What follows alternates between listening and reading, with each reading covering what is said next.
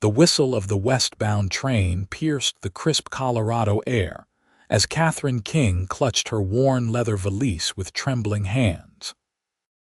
Her heart pounded against her ribs like a frightened bird, for today she would meet the man she had agreed to marry, a stranger whose letters had promised her a home, but whose true nature remained a mystery that terrified her.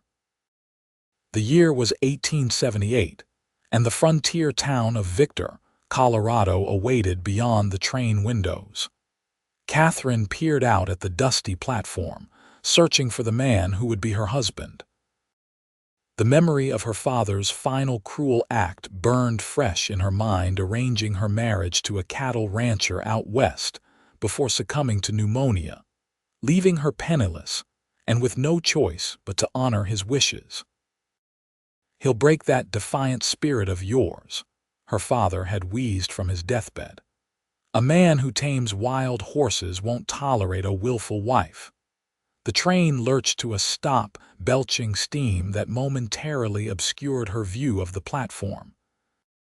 Katherine straightened her simple blue traveling dress, tucked a stray copper curl beneath her bonnet, and gathered her courage. She was 22 years old, alone in the world, and about to face whatever fate awaited her. As she descended the steps onto the wooden platform, her eyes scanned the crowd of waiting faces. A tall figure stepped forward, his broad shoulders blocking the afternoon sun. Dust coated his worn leather boots, and his face was partially shadowed by a wide-brimmed hat. Katherine froze, her stomach twisting with apprehension. "Miss King?" His voice was deep but surprisingly gentle. She nodded, unable to find her voice as she took in the man before her. He wasn't what she'd expected. The hard lines of his sun-weathered face were softened by kind blue eyes that assessed her with something akin to concern. "I'm Jackson Quinn," he said, removing his hat to reveal sandy brown hair. He extended a calloused hand but stopped short of touching her when he noticed her flinch. "I've come to welcome you to Victor." "Mr. Quinn," Katherine managed, her voice barely above a whisper. I'm prepared to fulfill my father's arrangement." Something flickered across his face, a flash of confusion, then understanding, followed by what appeared to be regret. He stepped back slightly, creating distance between them. "Miss King," he said quietly, "I know this isn't what you would have chosen. I want you to know something right now before we go any further." He paused, his gaze steady on hers. "I'll be kind." Those three simple words nearly undid her.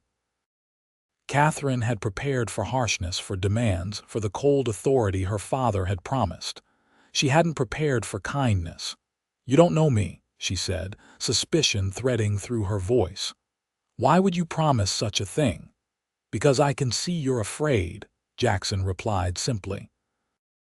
"And no marriage should begin with fear." Before Katherine could respond, a shout came from down the platform. A boy of about 12 was running toward them, waving wildly. "Mr. Quinn, Mr. Quinn, there's trouble at the livery," Jackson frowned. "I'm sorry, Miss King." "Would you mind if we attend to this matter before heading to the ranch?" "It shouldn't take long." Katherine nodded, still trying to process his unexpected words. She followed Jackson through the bustling town, observing how people greeted him with respect. Not fear, she noted, but genuine regard. The livery stable was a large wooden structure at the edge of town. Inside, two men were engaged in a heated argument over a chestnut mare. The hostler, a thin man with graying whiskers, looked relieved when Jackson entered. "Quinn, thank the Lord. Dawson here claims Thompson sold him a horse that wasn't his to sell." Jackson assessed the situation quickly, speaking to both men with a firm but fair tone that Katherine found herself admiring. Within minutes, he had established the mare's true ownership and negotiated a compromise that left both parties satisfied, if not entirely happy. "That's how it's done in Victor," he explained to Katherine as they left the stable. "We solve problems without guns when we can." You seem to be good at that, she observed cautiously. I've had practice. A ghost of a smile touched his lips. Now let me show you to Mrs. Holloway's boarding house. I've arranged for you to stay there tonight. Katherine stopped in her tracks. I don't understand. I thought that we'd be married today and you'd come straight to my ranch. Jackson shook his head. Miss King, I wouldn't rush you into that. We'll be married when you're ready, not before. I thought you might appreciate some time to settle in, get to know the town, and perhaps get to know me a little before making your final decision. Final decision, Katherine echoed, confusion evident in her voice. Your father made an arrangement with me, that's true, Jackson said, his expression serious. But I'm making an arrangement with you now. If, after a reasonable time, you find that you cannot bear the thought of being my wife, I will ensure you have the means to make your own way, either here or elsewhere.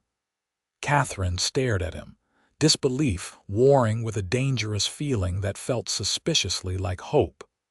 Why would you do that? Because a marriage should be more than a business transaction, he replied. Even out here in the Wild West. As they walked toward the boarding house, Katherine studied Jackson Quinn from the corner of her eye. He stood at least 6 feet tall, his frame lean but strong. His face was tanned from long hours in the sun, with lines at the corners of his eyes that spoke of both laughter and hardship. He carried himself with the easy confidence of a man who knew his own capabilities. Your letters never mentioned this arrangement, Katherine said finally. I wasn't sure what to say in writing, Jackson admitted. Words on paper can be misinterpreted. I wanted to speak with you face to face.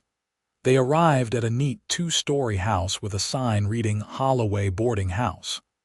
Jackson escorted Katherine to the porch but didn't enter. Mrs. Holloway is expecting you. She's a good woman if a bit nosy, he said with a hint of amusement. I'll come by tomorrow morning if that suits you. Perhaps we could tour the town together. I would like that, Katherine found herself saying. Until tomorrow, then. Jackson placed his hat back on his head and gave her a slight nod. Rest well, Miss King. As she watched him walk away, Katherine felt the tight band of anxiety that had constricted her chest for weeks loosen ever so slightly. She had expected to meet a cruel husband today. Instead, she had met a man who promised kindness and offered choice. She wasn't naive enough to believe all her problems were solved, far from it. But for the first time since her father's death, Katherine allowed herself to feel something beyond dread. It was a fragile, tentative feeling, barely strong enough to name. It felt like the beginning of hope. Mrs. Holloway was indeed, as Jackson had described, kind but exceedingly curious. She was a plump woman in her 50s with salt and pepper hair pulled into a tight bun and bright, inquisitive eyes that missed nothing. So you're Jackson Quinn's mail-order bride, she said as she showed Katherine to a small but clean room on the 2nd floor. I must say, I was mighty surprised when he arranged for a room. Most men in his position would have taken their brides straight to the preacher. He's giving me time, Katherine explained, setting her valise on the bed, to decide if this is what I want. Mrs. Holloway's eyebrows shot up. Well, I never. That's Jackson for you, though. Always was a peculiar one, but in the best way possible. She bustled about, showing Katherine where the wash basin was located and how to work the window latch. Dinner's at 6 sharp. We've got 3 other boarders at present: the new schoolteacher, Miss Palmer, Dr. Whitaker, who's here temporarily, and Mr. Simmons, who works at the assay office. Once alone, Katherine unpacked her meager belongings. She owned little some clothing, a few books, her mother's hairbrush and hand mirror, and the gold locket containing her parents' portraits. Her father had been a successful businessman once, but bad investments and whiskey had drained their resources long before his death. She washed her face and hands, then changed into her one good dress, a forest green cotton with modest lace trim at the collar. As she pinned her hair, Katherine studied her reflection. Her green eyes looked less haunted than they had this morning on the train, though still wary. Her fair skin was touched with a sprinkling of freckles across her nose, a feature her father had always detested. "Too common," he would say with disgust. At dinner, Katherine met the other boarders. Miss Palmer was a spirited young woman who spoke enthusiastically about her plans for the school term. Dr. Whittaker was middle-aged and reserved, while Mr. Simmons was older, with a genial disposition and a tendency to tell long-winded stories about mineral deposits. "So, Miss King, Dr. Whittaker said during a lull in conversation, I understand you're to marry Quinn." All eyes turned to Katherine, who felt her cheeks grow warm.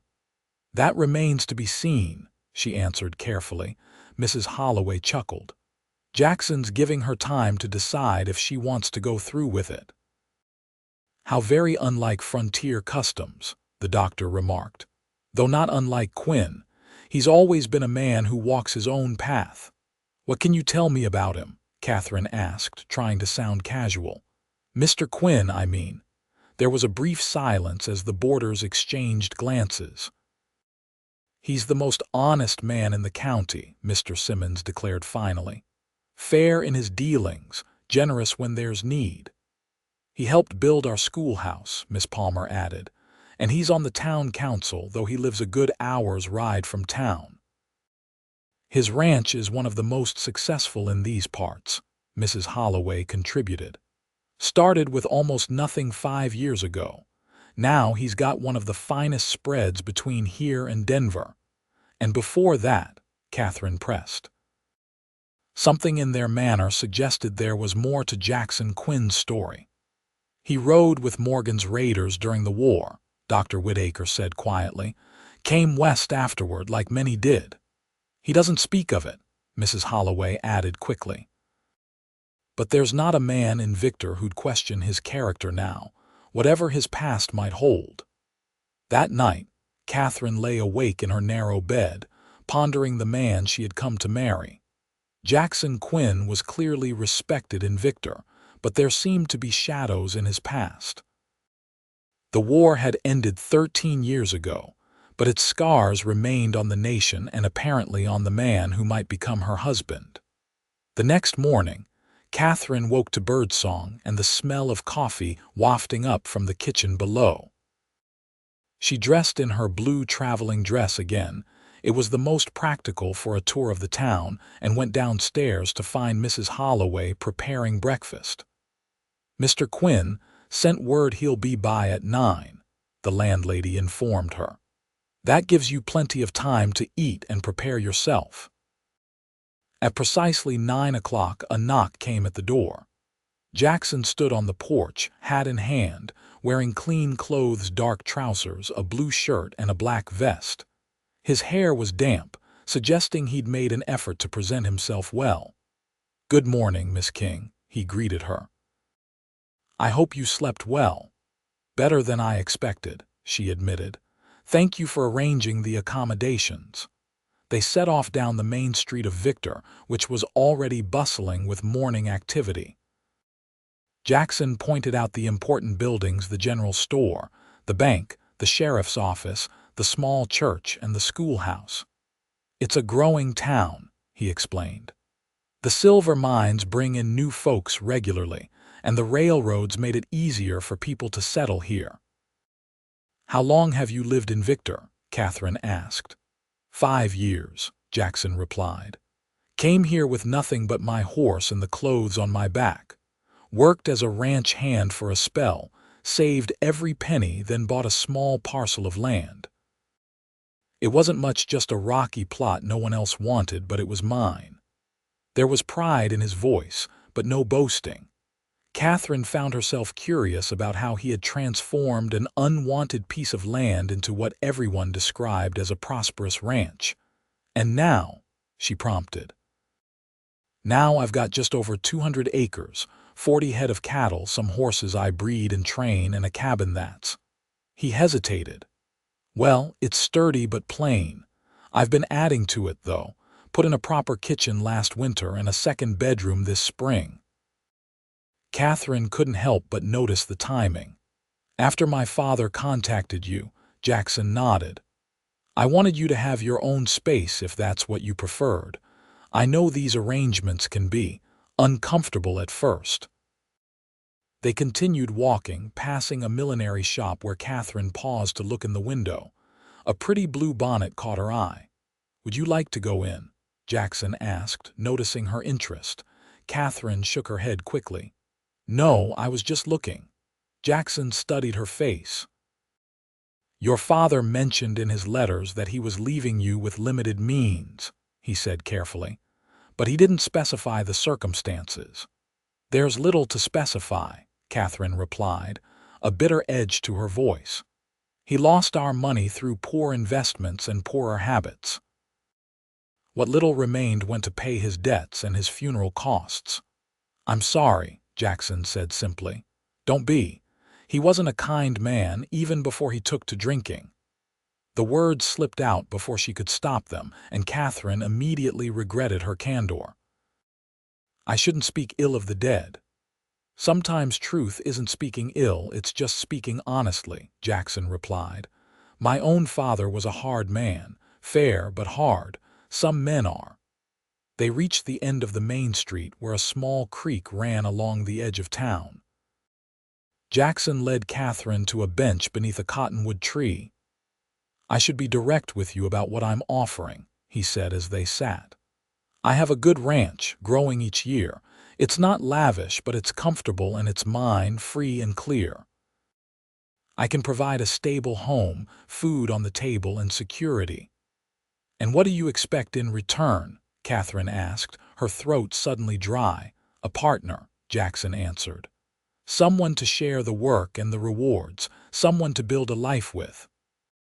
He paused, then added quietly, "And in time, perhaps children, if that's what we both want." Katherine stared at her hands. These were reasonable expectations, far more reasonable than she had feared. But there was one aspect of marriage she couldn't bring herself to address directly. Jackson seemed to sense her unspoken concern. "Miss King, Katherine, if I may, I want to be clear. I would never force intimacies that were unwelcome.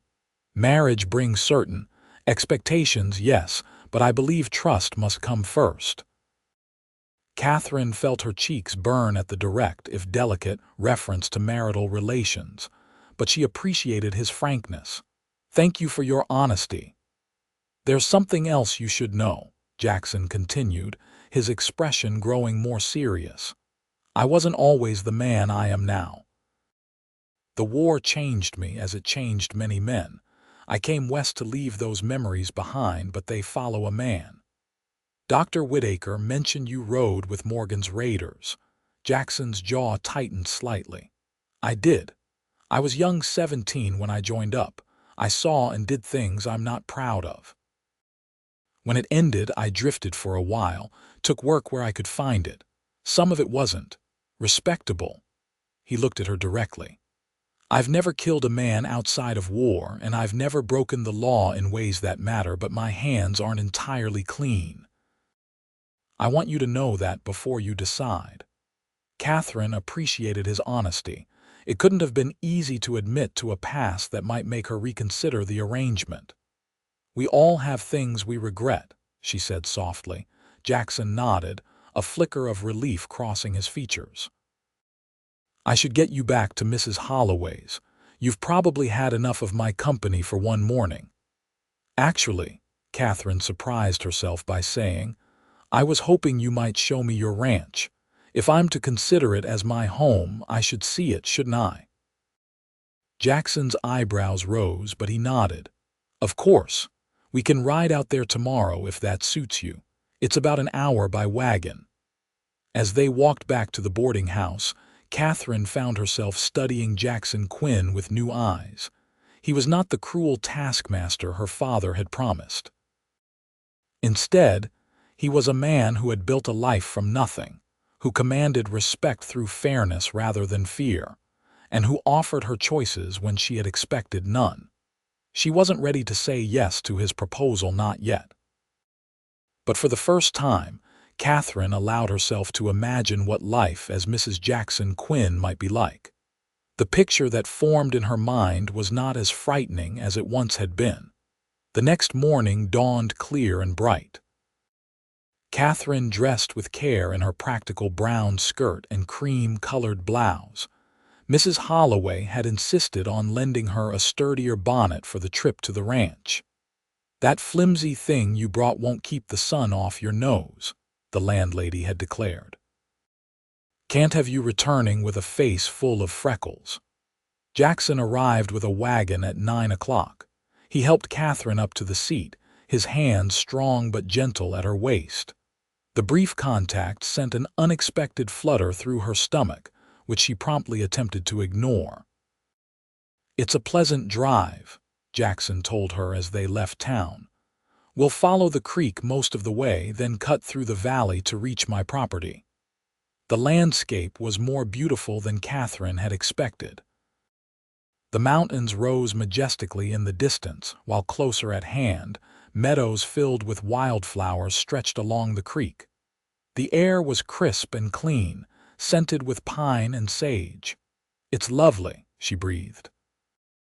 "Wait until you see it in the spring when the snowmelt fills the creek and everything's green," Jackson said, then seemed to catch himself. "I mean, if you decide to stay." They rode in companionable silence for a time. Katherine found herself relaxing in Jackson's presence. There was something reassuring about his steady manner and quiet confidence. "May I ask about your life before coming west?" Jackson inquired eventually. Katherine sighed. "There's little to tell that's pleasant. My mother died when I was 16. After that, my father's drinking grew worse, as did his business decisions. We moved from a fine house to increasingly modest accommodations as his fortunes declined. And you had no other family to turn to?" "No. My mother was an only child and my father's brother died at Gettysburg." She glanced at Jackson. "Were you there, at Gettysburg?" He shook his head. "No, Morgan's raiders operated mainly in Kentucky, Indiana, and Ohio. We were cavalry hit-and-run raids, disrupting supply lines, that sort of thing." "You were very young." "Too young," Jackson agreed. "But full of fire and certainty, as young men often are." He was quiet for a moment. "War ages a man quickly. By the time it ended, I felt decades older than my 20 years. As they traveled, Jackson pointed out landmarks and shared stories about the area. He was knowledgeable about the land and its history, including the native peoples who had lived there before white settlement. "The Utes were the main tribe in these parts," he explained. "They were pushed out as more settlers came. It wasn't right, the way it was done." Katherine was surprised by his perspective. "Most men I've known don't speak that way about Indians." "I've known good and bad men of every color," Jackson replied, "and I've seen enough injustice to last a lifetime." They crested a small rise, and suddenly the valley opened before them. Nestled against the base of a gentle hill sat a cabin larger than Katherine had expected, with a covered porch across the front. Nearby stood a barn and corral where several horses grazed. Beyond, in meadows divided by split rail fences, cattle dotted the landscape. "Welcome to the Quinn Ranch," Jackson said, a note of pride in his voice. As they drew closer, Katherine could see flower beds along the front of the cabin, not what she would have expected from a bachelor rancher. The cabin itself was well constructed, with glass windows and a stone chimney. Jackson helped her down from the wagon and led her to the porch. "It's not fancy," he cautioned before opening the door. The interior was simple but surprisingly comfortable. The main room served as both kitchen and living area, with a large stone fireplace along one wall. A solid table with 4 chairs stood near the kitchen area, while a comfortable-looking armchair and small sofa faced the fireplace. Bookshelves lined one wall, another surprise. "You read," Katherine observed, moving to examine the titles. "When time allows," Jackson replied. "Winters are long here. Books help pass the hours." The collection was eclectic history, philosophy, some novels, and practical guides to ranching and animal husbandry. "Let me show you the rest," Jackson offered, leading her to a door on the right. "This is the main bedroom." The room was simply furnished with a large bed, a chest of drawers, and a wardrobe. A colorful quilt covered the bed, and curtains framed the window. "Mrs. Peterson from town made the quilt and curtains," Jackson explained, seeming almost embarrassed. "Said a house needed a woman's touch, even if there wasn't a woman in residence yet." The second bedroom was smaller but equally comfortable, with a single bed, a small dresser, and a rocking chair by the window. "I thought you might want your own space," Jackson said quietly, "at least at first." Katherine felt a lump form in her throat at his thoughtfulness. She had expected to be thrust immediately into a husband's bed, with all that entailed. The fact that Jackson had prepared an alternative touched her deeply. The tour continued with the root cellar, the barn, and the corrals. Katherine was impressed by the orderliness of everything. This was a well-run operation, clearly the result of hard work and careful planning. "It's a wonderful place," she said sincerely, as they returned to the cabin for the lunch Jackson had packed. "It's taken 5 years to get it this far," he replied. "Each year gets a little easier, a little better." Over bread, cheese, and apples, they discussed the practicalities of ranch life. Jackson was honest about the challenges, the harsh winters, the isolation, the constant work. "I have a ranch hand, Elijah, who lives in a small cabin beyond the barn. He's been with me for 3 years now, a good man, and Mrs. Peterson comes out once a week to help with washing and such, but it's still a demanding life." "I'm not afraid of hard work," Katherine assured him. "My father might have ruined us financially, but my mother taught me to be useful. I can cook, clean, sew, and manage a household." "I never doubted that," Jackson said, "but there's a difference between being capable and being happy. I want you to understand what this life entails before you commit to it." The sun was beginning its westward descent when they prepared to return to town. As Jackson helped Katherine back into the wagon, their eyes met, and something passed between them, a moment of connection that left Katherine feeling oddly breathless. During the ride back, they talked more freely, sharing stories and observations. Katherine found herself laughing at Jackson's dry wit, something she hadn't done in longer than she could remember. The weight that had pressed on her chest for months seemed lighter somehow. At the boarding house, Jackson paused before saying goodbye. "I have business in Denver that can't be delayed, livestock contracts to finalize," he explained. "I'll be gone for 4 days. Perhaps that time will give you space to consider your decision without feeling rushed." "That's thoughtful of you," Katherine said. "Before I go, I wanted to give you this." He reached into his pocket and pulled out a small purse that clinked with the sound of coins. "For anything you might need while I'm away." Katherine stiffened. "I don't require charity, Mr. Quinn." "It's not charity," he countered gently. "Whether you become my wife or not, I promised to ensure you had means. This is a small start on that promise." When she still hesitated, he added, "Consider it a loan if that sits better with you." Finally, Katherine accepted the purse. "Thank you," she said quietly. "You've been kinder than I expected." "I told you I would be," Jackson reminded her with a small smile. "I'll see you in 4 days, Miss King." As Katherine watched him drive away, she realized that her future had become considerably more complicated in the span of just 2 days. She had arrived in Victor expecting to meet a cruel husband who would break her spirit. Instead, She had met a man whose kindness threatened to steal her heart. The days of Jackson's absence gave Katherine an opportunity to learn more about Victor and its inhabitants. Mrs. Holloway proved to be an invaluable source of information, introducing Katherine to various townspeople and filling her in on local history. Katherine also spent time exploring the shops along the main street, cautiously using a small portion of the money Jackson had given her to purchase some practical items: thread, needles, and fabric for a new dress. She had been wearing the same 3 dresses for too long, and if she was to be a rancher's wife, she would need sturdier clothing. If she was to be a rancher's wife. The thought kept returning, no longer accompanied by dread but by a curious mix of hope and uncertainty. On her 3rd day in Victor, Katherine met with Reverend Phillips at the small church on the edge of town. The elderly minister welcomed her warmly. "Mr. Quinn mentioned you might call," he said, ushering her into his study. "He spoke very highly of you." "Did he?" Katherine was surprised. "He barely knows me." "Sometimes we recognize goodness quickly," the Reverend replied with a smile. "Jackson has always been a good judge of character."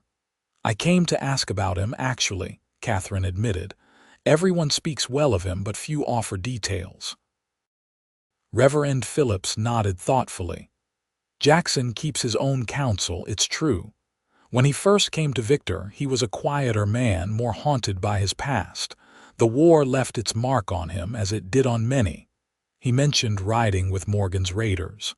"Yes. It wasn't an easy path after the war for many Confederate soldiers, especially those who served under controversial leaders like Morgan. Jackson doesn't speak of it much, but I know he traveled a rough road before finding his way here. And since then, he's become one of the most respected men in the county, fair in his dealings, generous to those in need, and honest to a fault." The Reverend leaned forward slightly. "I've married many couples, Miss King, some for love, some for convenience, some for necessity. I won't pretend to know what's in your heart, but I will say this. Jackson Quinn would make a better husband than most men I've known." Katherine mulled over the Reverend's words as she walked back to the boarding house. Everyone she had spoken with held Jackson in high regard, even accounting for the fact that people might be careful what they said to a potential bride. The consistency of their respect was telling. That evening at dinner, a thunderstorm broke over Victor. As rain lashed at the windows and thunder boomed overhead, Katherine found herself thinking of the ranch, wondering how it would feel to be there during such a storm with Jackson. By the 4th day, Katherine had made her decision. She spent the morning writing a letter to her only friend back east, explaining her situation and her choice. In the afternoon, she used the last of Jackson's money to purchase the blue bonnet she had admired in the milliner's window. It was an extravagance, perhaps, but she wanted to look her best when Jackson returned. He arrived just before dusk, the wagon coated with dust from the road. Katherine was sitting on the boarding house porch when he pulled up, her heart quickening at the sight of him. He looked tired but smiled when he saw her. "Miss King," he greeted her, tipping his hat. "You're a welcome sight after a long road." "How was your journey?" she asked as he joined her on the porch, productive but tiring. "Denver grows more crowded each year." He studied her face. "You look well." "Victor agrees with you. I've enjoyed getting to know the town," Katherine replied. "Everyone has been very welcoming." A moment of silence stretched between them, comfortable yet charged with unspoken questions. "I've made my decision," Katherine said finally. Jackson's expression remained carefully neutral. "I see. And what have you decided?" "I would like to accept your proposal," she said, her voice steady despite the fluttering in her chest. "If the offer still stands." Relief and something warmer flooded Jackson's features. "It does," he said softly. Are you certain? I meant what I said about helping you establish yourself elsewhere if that's what you preferred. I'm certain, Katherine confirmed. These past days have given me time to consider what I want, perhaps for the first time in my life. I think we could build something good together, Mr. Quinn. Jackson, he corrected gently. If we're to be married, I think you should use my given name. Jackson, she repeated, the name feeling right on her lips. When would you like to proceed with the wedding? I've spoken with Reverend Phillips, Jackson replied. He's available whenever we're ready. But there's no rush, Katherine. We can wait as long as you like. Katherine considered this. She had already waited 4 days, spent time in the town, and learned enough about Jackson to feel confident in her decision. Further delay seemed unnecessary. Tomorrow, perhaps, she suggested. Something simple with just a few witnesses. Jackson nodded, a smile warming his features. Tomorrow it is. I'll make the arrangements. He rose to leave but paused. There's one more thing. I brought you something from Denver. From his pocket he withdrew a small box and handed it to her. Inside, nestled on a bed of cotton, was a simple gold band. It's not fancy, Jackson said apologetically, but it's solid gold. A proper wedding ring should last a lifetime. Katherine touched the ring lightly, emotion tightening her throat. It's perfect, she whispered. That night she lay awake in her boarding house bed, thoughts swirling. Tomorrow she would become Mrs. Jackson Quinn. The future that had seemed so bleak just days ago now held promise and perhaps even happiness. The wedding took place at noon the following day in the small church. Katherine wore her best dress, the green one with lace at the collar, and the new blue bonnet.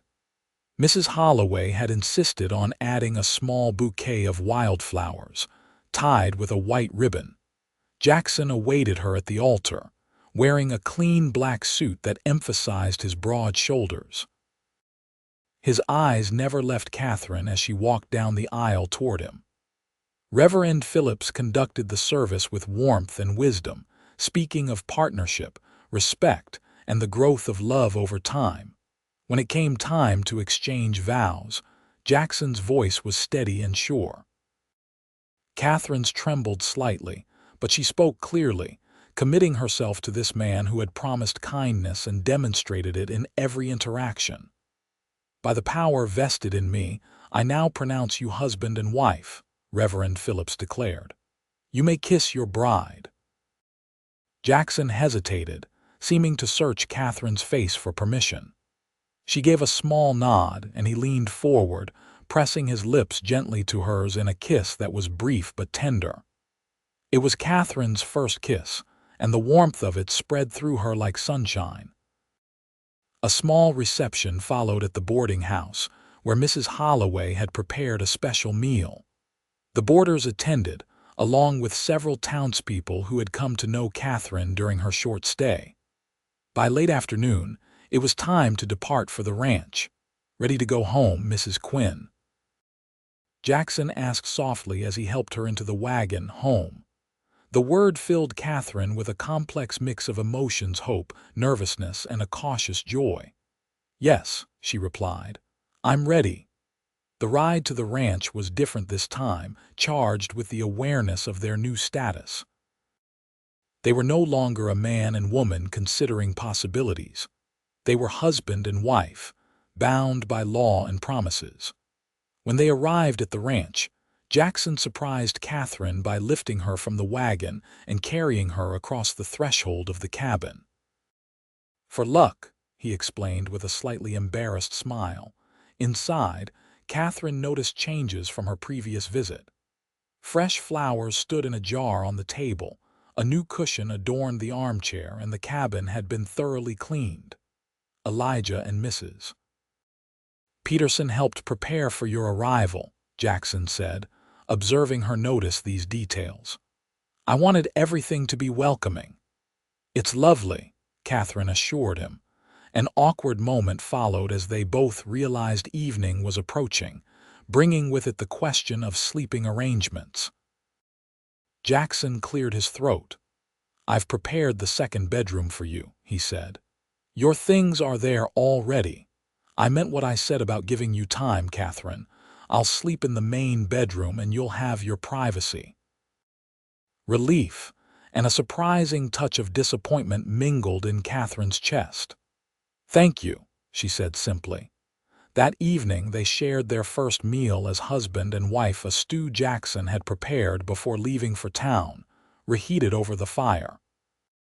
The conversation flowed more easily than Katherine had expected, touching on plans for the ranch, books they had both read, and stories from Jackson's early days in Colorado.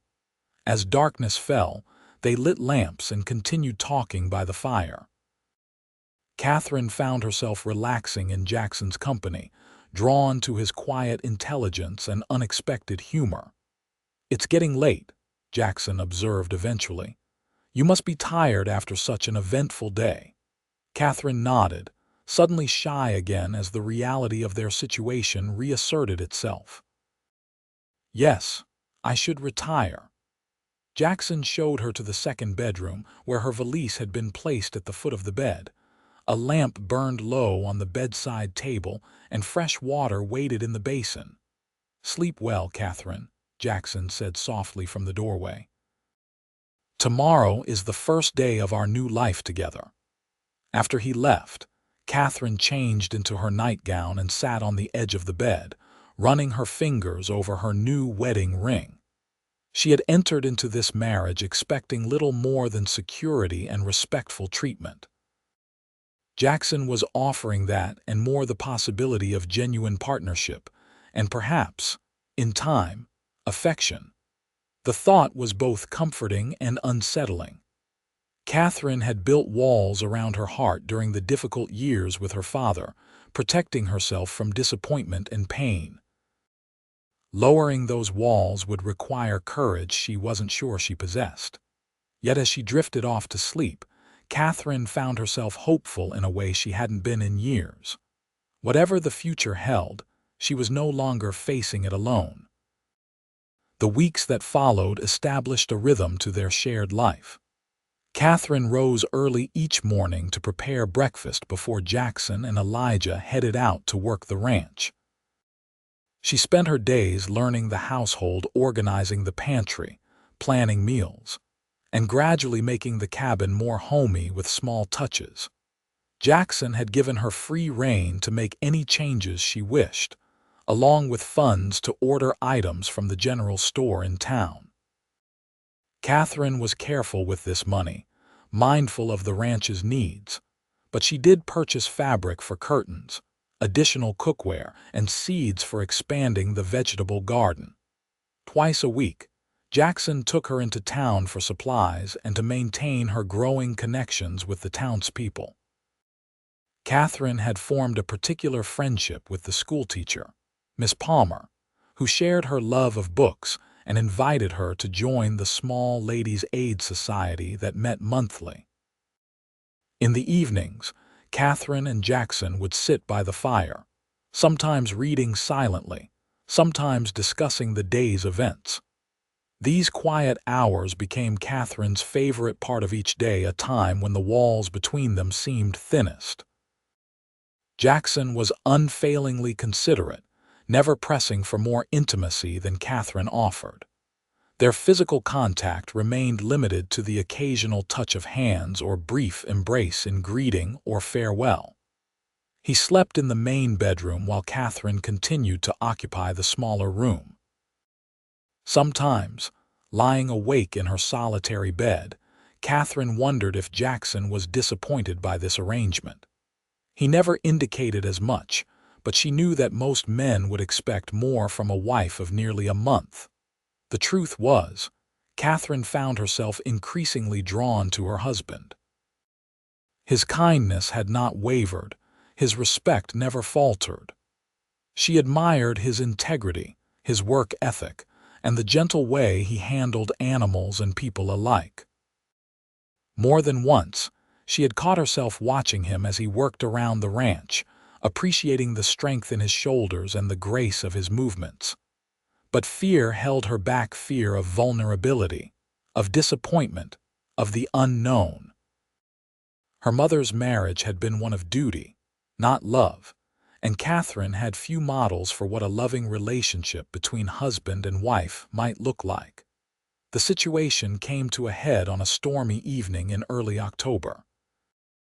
Rain had been falling steadily since morning, keeping Katherine indoors and forcing Jackson and Elijah to confine their work to the barn. By dinner time, the storm had intensified, lightning splitting the sky and thunder shaking the cabin's sturdy walls. Katherine had prepared a hearty stew and fresh bread, which they ate by lamplight as the storm raged outside. Their conversation was sporadic, both of them tired from the day and distracted by the tempest. As Katherine cleared the dishes, a particularly violent thunderclap startled her, causing her to drop a plate. It shattered on the wooden floor, shards scattering across the planks. "I'm sorry," she gasped, kneeling to gather the pieces. "Leave it," Jackson said quickly, moving to her side. "You might cut yourself." Too late, as Katherine reached for a fragment, it sliced into her palm. She drew in a sharp breath as blood welled from the cut. "Let me see," Jackson said, his voice gentle but firm. He led her to a chair and examined her hand in the lamplight, his touch careful. The cut was not deep but bled freely. Jackson reached for a clean cloth, wrapped it around her palm, and applied gentle pressure. "It doesn't look serious," he assured her, "but we should clean it properly." He fetched a basin of water and with surprising tenderness washed the cut, applied a salve from a small tin, and bandaged her hand with a strip of clean linen. Throughout the process, he kept his touch light but sure, his focus entirely on her comfort. "There," he said when he had finished. "It should heal quickly." Katherine looked up to thank him and found his face closer than she had expected, his blue eyes reflecting the lamplight. Something shifted between them in that moment, a barrier falling away, revealing the current of attraction that had been building beneath the surface of their careful relationship. "Jackson," Katherine whispered, her voice barely audible over the storm. He held her gaze, his own darkening with an emotion she recognized but had never acknowledged. "Yes." Words failed her. Instead, Katherine closed the distance between them, pressing her lips to his in a kiss that conveyed what she couldn't say aloud. Jackson remained still for a heartbeat, then responded, his hand coming up to cup her cheek with exquisite gentleness. The kiss deepened, awakening sensations Katherine had never experienced, a warmth that spread from her lips to her core, a yearning for greater closeness. When they finally parted, both were breathing unevenly. "Katherine," Jackson said hoarsely, "I don't want you to feel obligated." She silenced him with a shake of her head. I want this, want you." The admission made her blush, but she held his gaze steadily. "I've been afraid, not of you, but of my own feelings, of being vulnerable." Understanding dawned in Jackson's eyes. He took her uninjured hand in his. "I promise to be kind," he reminded her softly. "That promise extends to your heart as well as your person." "I know," Katherine whispered. "That's why I'm ready to be truly your wife." Jackson stood, drawing her to her feet, and kissed her again, more deeply this time, with a passion that had been held in check for too long. Then, with reverence in his touch, he lifted her into his arms and carried her to the main bedroom. What followed was a revelation for Katherine. Jackson's tenderness never wavered as he introduced her to the physical expression of love. He was patient, attentive to her responses, guiding her through initial discomfort to discovery and, eventually, pleasure. In his arms, Katherine found not the submission she had feared but a partnership of equals, giving and receiving in turn. Afterward, as they lay together in the quiet dark, the storm gradually subsiding outside, Katherine rested her head on Jackson's chest, listening to the steady beat of his heart. "Are you all right?" he asked, his fingers gently stroking her hair. "More than all right," she assured him. "I never knew it could be like this." Jackson's arms tightened around her. "Nor did I," he admitted. "I've known women before, Katherine, but never like this. Never with my heart involved." His words warmed her more than any physical touch could have. "Is that what this is?" she asked softly. "Your heart being involved?" Jackson shifted to look into her eyes, his expression serious in the dim light. "I think you know it is. I didn't expect to feel this way when I agreed to your father's proposal. I thought perhaps we might develop a comfortable companionship in time. But from the moment I saw you step off that train, something changed." "For me too," Katherine confessed. "I expected a cruel husband. Instead, I found a man who offered kindness when he could have demanded obedience. How could I not come to care for you? Is that what you feel? Care?" There was vulnerability in Jackson's question, a rare uncertainty in his usually confident demeanor. Katherine touched his face, tracing the line of his jaw with gentle fingers. "I feel more than care, Jackson. I think I'm falling in love with you." The smile that illuminated his features was worth every moment of fear she had overcome to make that admission. "And I with you, Katherine Quinn." More with each passing day. As they drifted toward sleep in each other's arms, Katherine realized that her life had been transformed in ways she could never have imagined when she boarded that train east. She had expected to meet a cruel husband and endure a loveless marriage. Instead, she had found a partner, a friend, and now a lover who cherished her as she was beginning to cherish him. The following morning, Katherine woke to sunlight streaming through the bedroom window. The storm had passed, leaving the world washed clean. Jackson was already up. She could hear him moving about in the kitchen, but his pillow still held the imprint of his head, and the sheets retained his warmth. She rose, dressed, and went to join him, suddenly shy in the light of day. Jackson looked up as she entered, a smile lighting his features. "Good morning," he said, crossing to her and placing a gentle kiss on her lips. "Did you sleep well?" "Better than I have in years," Katherine admitted, relaxing into his brief embrace. "I've been thinking," Jackson said as they sat down to breakfast. "Your things should be moved to our bedroom now. Our bedroom." The simple phrase filled Katherine with warmth. "I'd like that. And I thought perhaps we could ride into town today. There's a dress length of blue silk at the Mercantile that would suit you. Consider it a belated wedding gift." Katherine started to protest that such luxury was unnecessary, then stopped herself.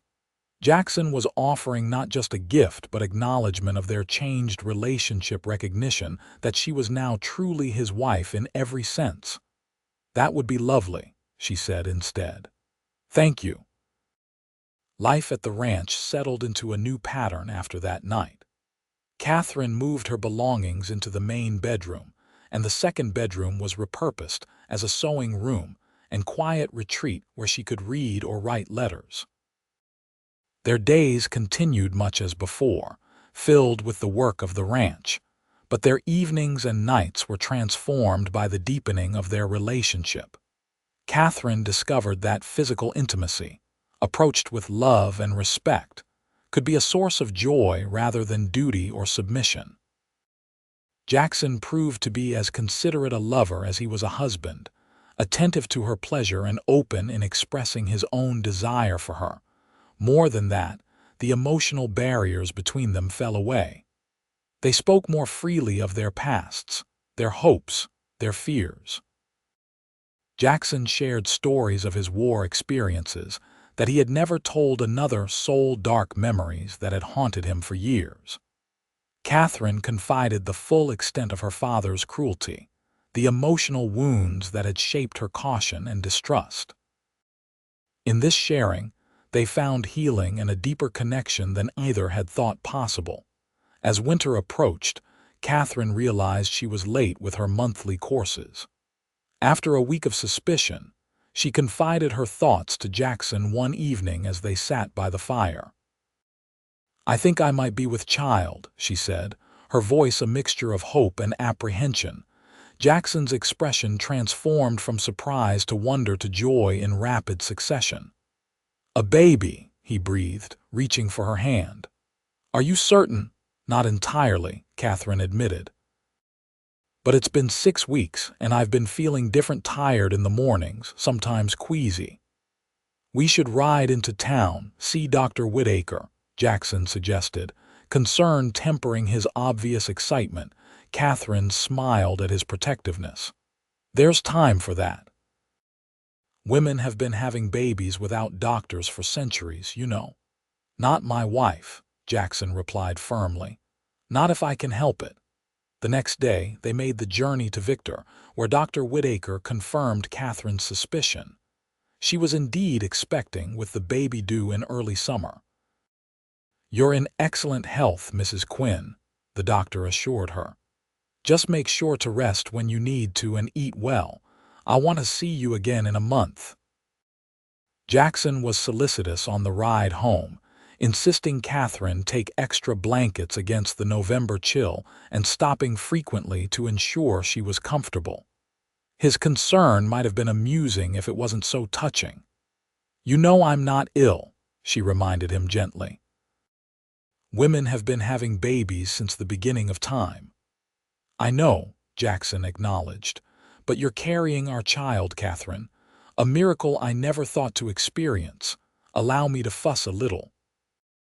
That evening, as they lay in bed, Jackson placed his hand gently on Katherine's still flat stomach. "I never thought I would be a father," he said softly. "After the war, after the years of drifting, I believed that kind of happiness wasn't meant for me. And now," Katherine prompted, "now I have everything I never dared to dream of." He kissed her tenderly. "Thank you for giving me this chance, for seeing something in me worth taking a risk on." "You promised to be kind," Katherine reminded him, cupping his cheek in her palm. "And you've kept that promise in ways I couldn't have imagined. The risk was worth it, Jackson. Every moment." As winter settled over the Colorado mountains, the Quinn Ranch became a haven of warmth and anticipation. Jackson insisted on hiring additional help for the heavier work. Freeing Elijah to assist Katherine with household tasks, she found increasingly taxing as her pregnancy progressed. Christmas brought a special sweetness that year. They decorated the cabin with pine boughs and red ribbons, and Jackson surprised Katherine with a rocking chair placed beside the fireplace. "For when the baby comes," he explained. Katherine, in turn, had secretly been sewing a quilt for their child, piecing together scraps of fabric into a colorful pattern of stars. When she presented it to Jackson on Christmas morning, his eyes grew suspiciously bright. "It's beautiful," he said, running his fingers over the careful stitching. "Our child will be wrapped in love from the very beginning." "As we are," Katherine replied, leaning into his embrace. January brought heavy snows that isolated the ranch for weeks at a time. They passed the long evenings reading aloud to each other, playing chess, which Jackson taught Katherine with patient instruction, and making plans for the future. "The cabin will need an addition," Jackson mused one night as they lay in bed, his hand resting on Katherine's growing belly. "Another bedroom for when the little one is older. And perhaps for brothers or sisters someday," Katherine suggested, enjoying the way Jackson's eyes lit up at the prospect. "A house full of children," he agreed, "though perhaps we should master raising one before we plan for more." February brought a brief thaw, and with it, a letter from Boston. It was from Robert King's former business partner, who had been trying to locate Katherine for months. "It seems my father had one last surprise," Katherine said after reading the letter. "Mr. Thornton writes that there was an insurance policy father took out years ago. With his debt settled, there remains a sum of nearly $500 that belongs to me as his heir." Jackson whistled softly. "That's a substantial amount." "It is," Katherine agreed. though not life-changing given what we've built here." She looked around the cabin that had become her beloved home. "What do you think we should do with it?" "It's your money, Katherine," Jackson pointed out. "You should decide." She considered this. "Perhaps some could go toward the addition to the cabin, and the rest set aside for our child's education someday."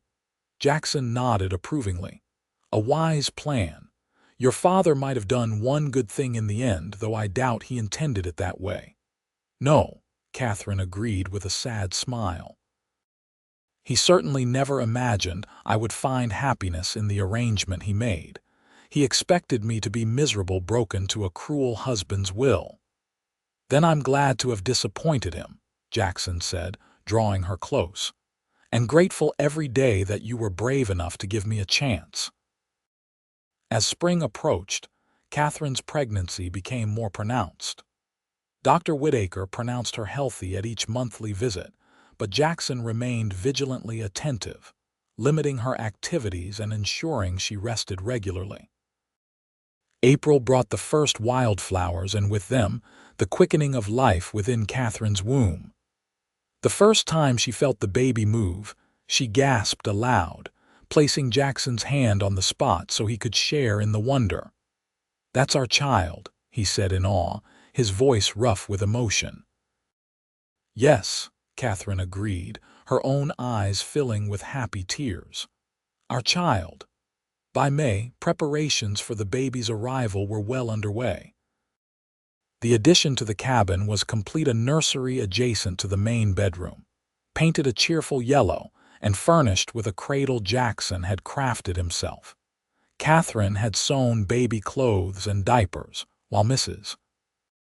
Peterson and the ladies of Victor had contributed additional items: knitted blankets, tiny booties, a silver rattle from the town council in recognition of Jackson's service.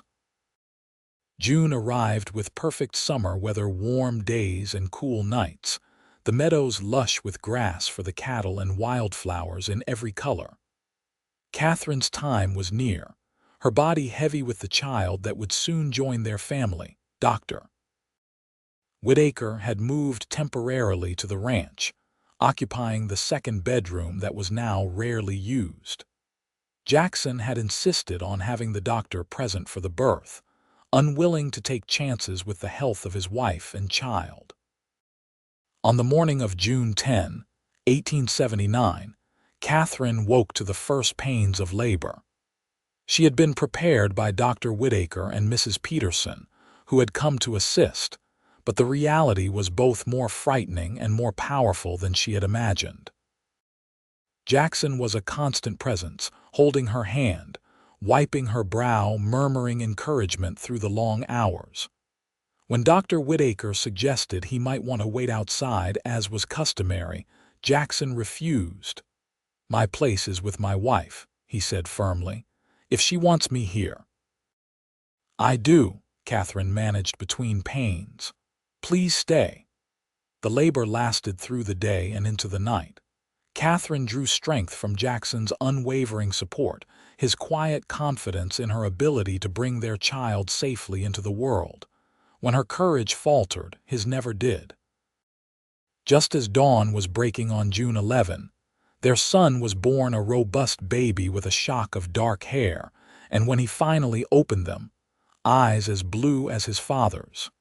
"He's perfect," Jackson whispered, tears streaming unashamedly down his face as Dr. Whitaker placed the swaddled infant in Katherine's arms. "You're both perfect." Katherine looked down at their son, then up at her husband, her heart so full it seemed impossible to contain such joy. "What shall we call him?" she asked. Jackson considered the tiny face, his expression solemn. "What about Thomas?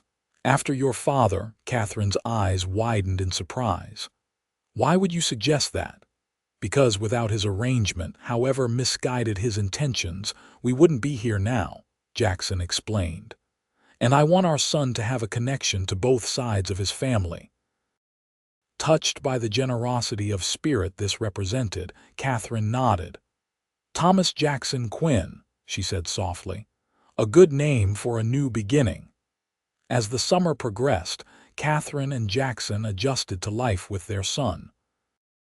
Thomas, or TJ, as Jackson took to calling him, was a good-natured baby who slept well and grew rapidly.